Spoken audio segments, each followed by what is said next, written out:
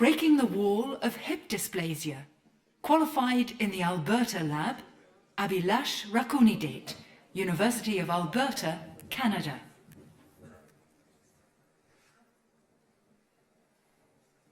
Yes, it's about babies. One of the happiest moments in the life of any parent would be when their little ones start crawling or walking. But for some parents, this turns out to be a moment of anxiety due to a condition called hip dysplasia or DDH. This happens roughly in 1% to 15% of the infant population. This is a congenital deformity of the hip which prevents the child from walking. Now, the current diagnosis for hip dysplasia is somewhere stuck up in the 19th century, wherein doctors are still trying to manipulate the hip joint and diagnose hip dysplasia, which is very, very subjective.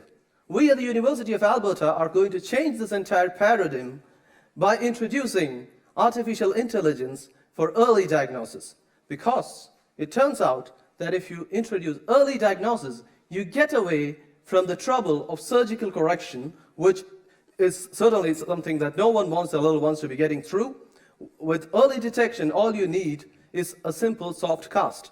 And our technique is much more sensitive and saves the healthcare industry billions of dollars annually.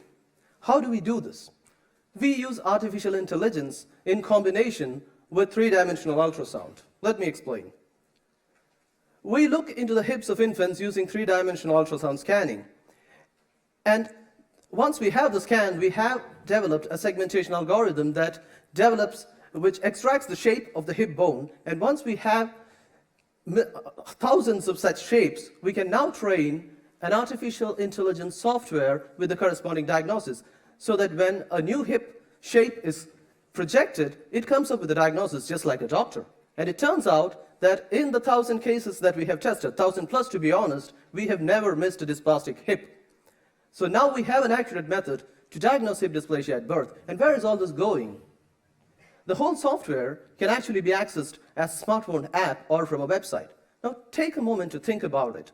What it actually means is that all the processing can happen at a location where you have these sophisticated amenities, while the actual scanning can happen in every nook and corner of the world, which means that we can potentially scan every child that's born at birth, and we can check, just as we check for 10 fingers and 10 toes, we can check for a dysplastic or normal hip, and thus we're going to break the wall of hip dysplasia. Thank you. Questions? Yeah. I'm sorry. How much does the scanning equipment cost? A quick correction, we don't need the entire scanning equipment which is already there because we have two-dimensional ultrasound. The actual contribution is to have a probe which gives the three-dimensional perspective, and that's roughly $10,000. One more question here.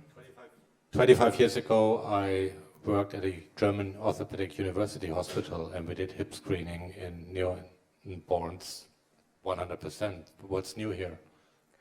Well, it turns out that hip scanning, data says that you miss a lot of cases when there is Thank you very much. Thank you.